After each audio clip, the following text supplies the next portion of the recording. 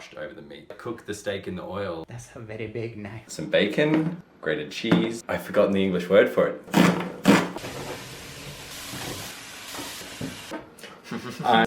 More brown. The schmand. I mean, she's thick AF. I mean, it's just zucchini. Let's go.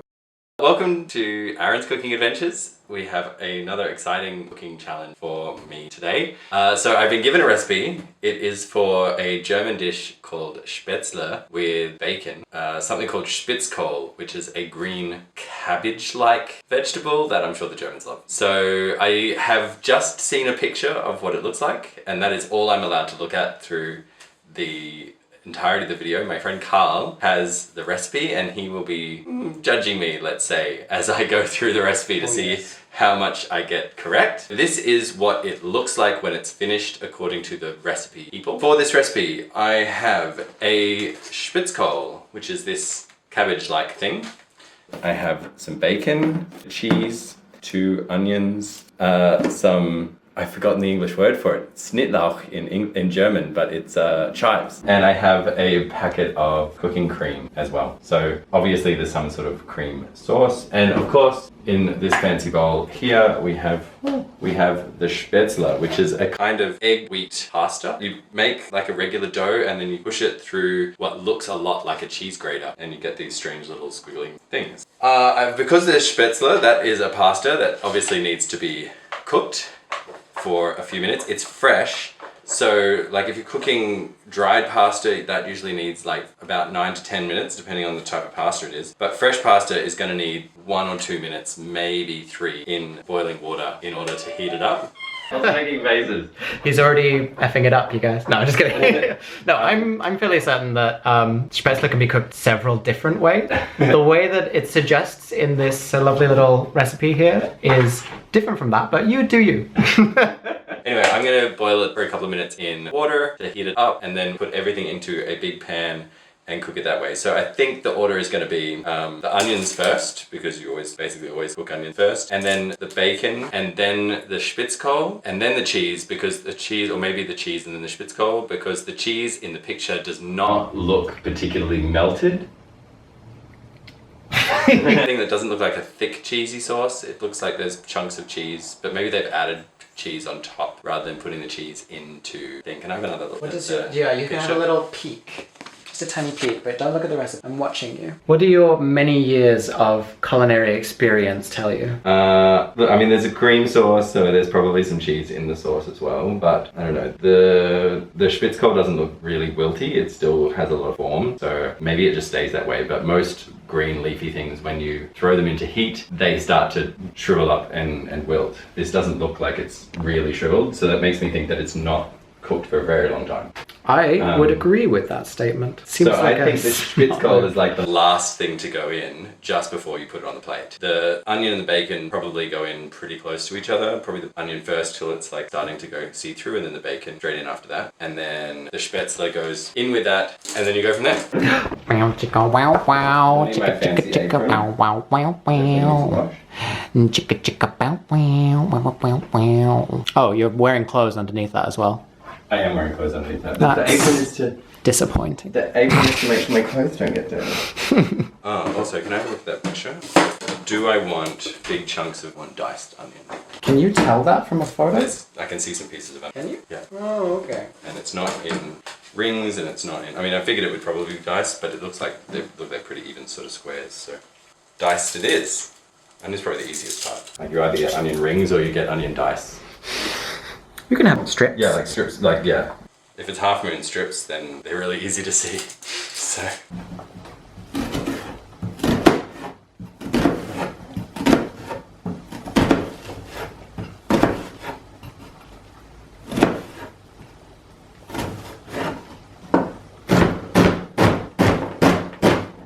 Put the onion in. Is that cooking? It's not, because the hob is not as hot as I thought it was. Okay. But that's okay. I'm going to throw this in. And I'll try not to burn myself. Spätzle goodness. Yum. And then I'm going to get Do you want a timer of any kind? one of these. Yeah, I'm going to throw a timer on, but I have a sexy little timer on my fridge. very sexy. Yeah.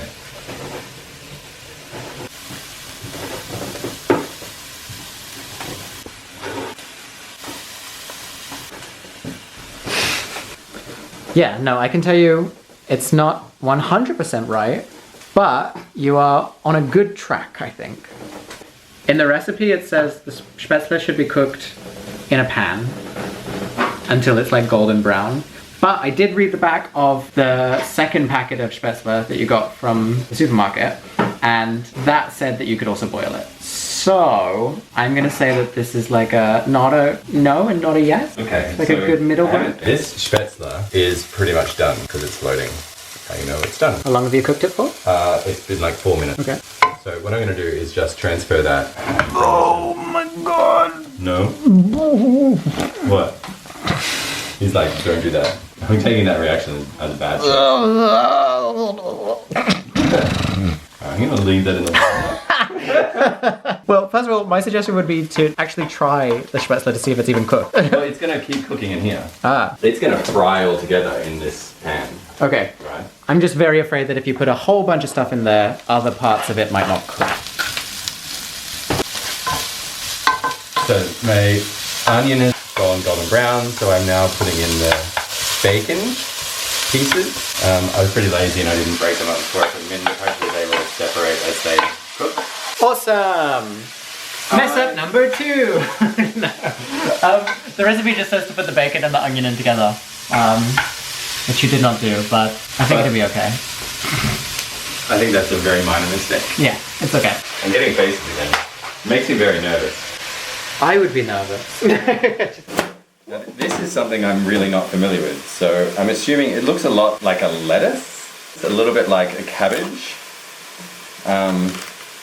It's like an overgrown Brussels sprout, you know? I do know. Which... If it's like a giant Brussels sprout, Yeah. Brussels sprouts aren't quick to cook though. No, but it looks like a giant Brussels sprout, but I don't think it is a giant Brussels sprout. Can I feel the leaf? Yeah. It feels a lot like a sort of kind of thickish lettuce, Yeah. but it looks like So, but it's not going to really wilt like massive spinach Brussels will. sprout. Yeah, that's why I'm thinking I'm going to throw it in. Well, maybe I'll throw it in now and then Spätzle can go in a bit after. You gave me the information that they wanted the Spätzle fried. If it's frying by itself or it's frying with everything else, that doesn't make too much difference. It's all fried in the end, right? But I think the pieces in the picture look pretty not uniform. Okay. So I'm just going to tear them up. Fair enough. Pieces. Besides, tearing Things. cabbagey stuff is more fun than cutting it. Because it's not really lettuce, it's a col, so it's some sort of cabbage. I can honestly say I don't ever cook cabbage. And I don't think it's because I don't like it. I just think, why? Why would you do that to yourself? Why would you cook cabbage? My process now, and Carl's going to make noises, is going to be Spätzle, cream and then the Spätzle and the cheese. That's what I'm going to do. Okay. Some pepper on top once it's cooked, because I can see it in the picture, so that means it's not mixed through. The core of this is really hard. So I think that everything is fairly back on track, which is good. But there is a very critical moment coming up. Don't tell him, he can't hear this. And if he gets it, he's going to get it. And if he doesn't, maybe I'm not going to say anything at all. So there's some like torn bits and then there's some like more uniform long stringy bits. Okay. And I think that's going to be quite happy just chilling out in there. It does seem to be quite a lot of it. Okay, maybe I wasn't supposed to use all of it. That's part of the fun of this game. I sometimes get ingredient, but I'm not supposed to use the whole thing. I think that's good, actually. It is, I think, at an appropriate wilt stage. You know, I feel like what we should do. This could make or break your recipe. I really don't think it will. I really think at the end of the game, it's all going to taste the same. I mean, it's very possible to overcook things now. Yeah. Or undercook things. Yeah, but I think the Spätzle is definitely done. I'm going to put the Spätzle in. Okay. And then add the cream and the cheese to that once this is mixed through. I drained a little bit, but I kept a little bit of the water from the Spätzle in there, which will hopefully have a little bit of starches, which will help thicken up the cream. Actually, now that I'm stirring this through, the green doesn't look like it's too much. So then I think it's the cream's time to go, because there's basically nothing else there. It's a choice. It's a choice that you've made. And you know, once we make our choices, There's no going back. There is no going back. We've got to live with the consequences. So now I get to make a sort of semi-estimated choice. See if I can see how much that was. That was 200 grams for 2 people. I'm going to make it for a 3rd person. You think it's 200 grams for 2 people? Oh, well, that's the whole packet. I can't imagine they would be like, just keep 50 grams of cream for next time. Actually, you know what? I'm going to add a little bit more because that is definitely not enough cream for the amount that's in there now. Weird how that works. Well, I added more stuff, right? So obviously the first amount is not going to be enough, but I'm not sure how much extra I'm going to need. Like, it's not, in the picture, it's not like super liquidy cream. It's like a light It looks quite light to me. amount of cream. That's probably either just right or more accurately a little bit too much. I think it was a good choice to put a bit of your Spätzle water in there. Yeah, I definitely wanted that. Because the recipe did call for extra water, but since you added that in with the Spätzle... Also to thin out the cream? A little bit, yeah. Now, how long are you going to cook this delicious looking bowl for? I'm going to add in some of the cheese. Okay. Actually, no, there's definitely no... I'm pretty certain that picture does not have any, like, cheese on top. Like...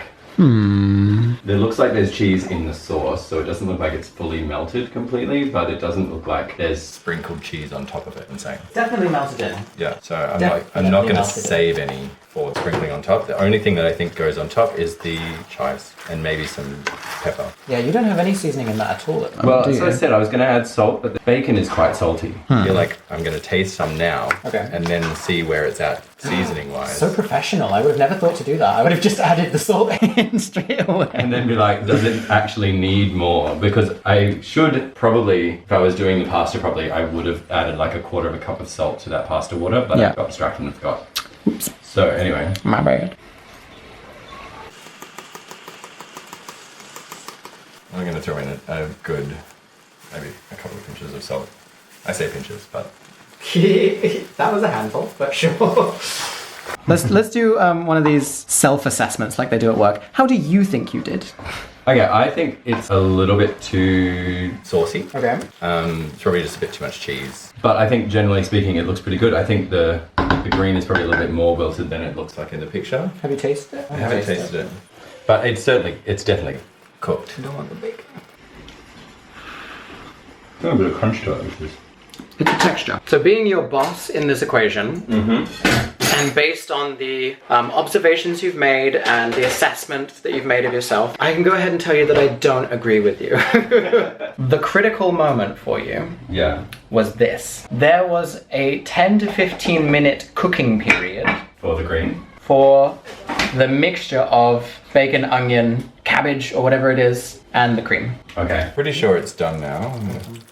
A little bit more water in there from the condensation. Help to thin out the sauce.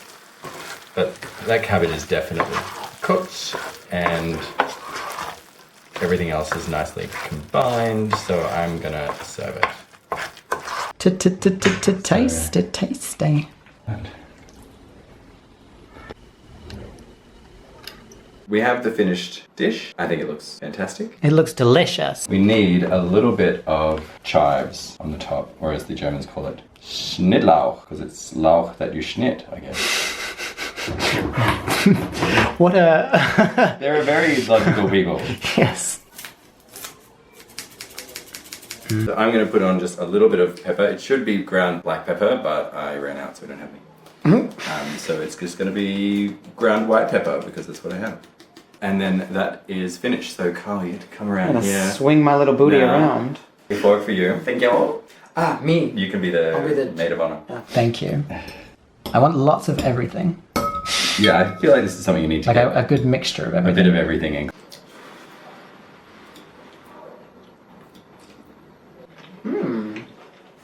It's very like carbonara-y. I suppose it is a carbonara, basically, but the noodles are different. Yeah.